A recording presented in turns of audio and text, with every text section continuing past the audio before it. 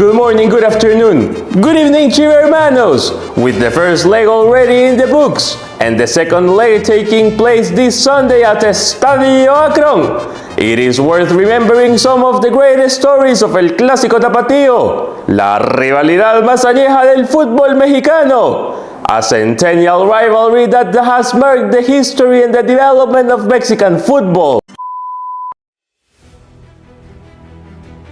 Guadalajara has played a key role in the development of football in Mexico, both in the practice of this beautiful sport as well as the development of the social phenomenon that was already crossing frontiers beyond Europe to Latin America.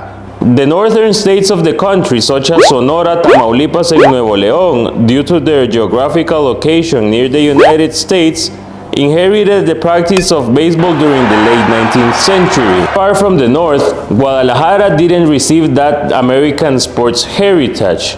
So, how did Guadalajara become Mexico's footballing capital? Let's trace all the way back to la era de la Revolución, a time period where the ideological, political, and technological changes in Europe opened the world to new ideas and landscapes. In this wave of the world opening up to new ideas, transatlantic migration from Europe to the Americas became more frequent. The city of Guadalajara in Mexico, due to its abundance of resources and Pacific atmosphere, presented itself as an attractive destiny for Europeans willing to migrate al Nuevo Mundo, to the New World. There were French and Spanish immigrants, amongst other nationalities, who sailed to La Perla de Occidente. The French used their textile expertise to take over the industry in Jalisco, while amongst the Spanish families who settled was the Cortina family, coming from Madrid. The French merchants grew the textile and department store industry, providing labor and prosperity. It was in 1904 when a Belgian named Edgar Everard was hired to work in a department store called La Ciudad de México, one of the most important department stores in Guadalajara at the time.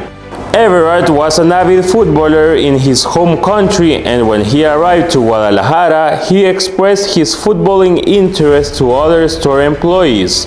In 1906, the employees of the department store, led by Everard and with the sponsorship of the store owners, created a football team that met to practice at the street intersection between El Bosque and Avenida Unión, which is why the team took the name of Unión Football Club, and 2 years later changed it to Guadalajara Football Club.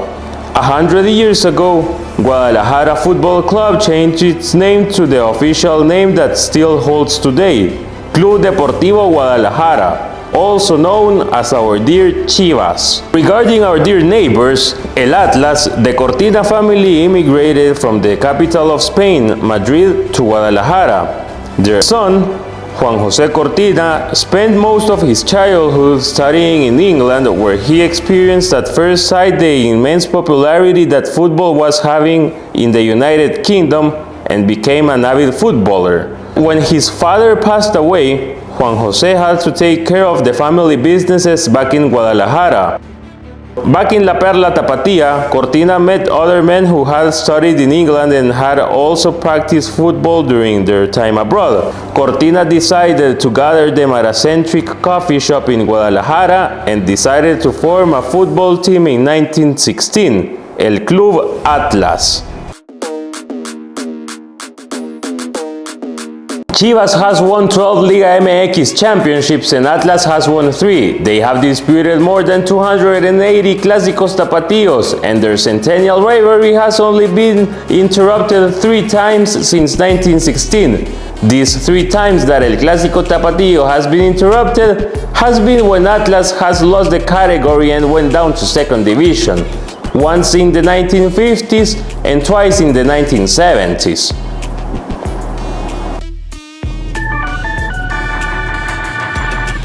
El Clásico Tapatío of the 5th of December 1943 went down in history for 3 reasons. One of them because it was the first ever Clásico Tapatío in the history of Liga MX. Second, because of the great score for Chivas that was a 7-3 win for the red and white. And thirdly, because it was the day that Javier de la Torre made his official debut with El Rebaño at 20 years old. El Chamaco, as Javier de la Torre was commonly known, scored the 6th goal for El Guadalajara on that 7-3 win. De la Torre disputed 26 Clásico Tapatíos and scored 7 goals in them. He has gone down in the history of El Guadalajara as our 9th all-time top scorer with 78 goals. Furthermore, he left a memorable legacy as a head coach as he led El Rebaño to 5 league titles during the era of El Campeonísimo. The matches between Chivas and Atlas have been the scene of countless of episodes, and one of the most remembered anecdotes had former Chivas goalkeeper Jaime El Tubo Gomez as the star of the show. It all happened at the Clásico Tapatío disputed for the Copa de Occidente on the 24th of April 1955, held at the old Estadio Martínez Sandoval, also known as Parque Oblatos. Chivas was winning the match pleasantly, in fact, by 4-0 at the 16th minute. The match went along and the 4-0 stood when a spectator from the crowd sent a magazine to El Guadalajara's goalkeeper, and Tubo sat down with his back leaning towards the post to read the magazine. Imagine a professional goalkeeper these days sitting with his back leaning towards the post and reading a magazine in the middle of the match. Unthinkable, even if his team was up by 4-0. Turns out that Chivas won that day by 5-0. The first ever Liguilla matchup between Chivas and Atlas took place at the Verano 2000 tournament. Both matches were tied by 1-1, and with a 2-2 on the aggregate score, Chivas advanced to the semi-final due to our better regular season standing. Hey, we also have a better regular season standing on this occasion in case we tie on aggregate.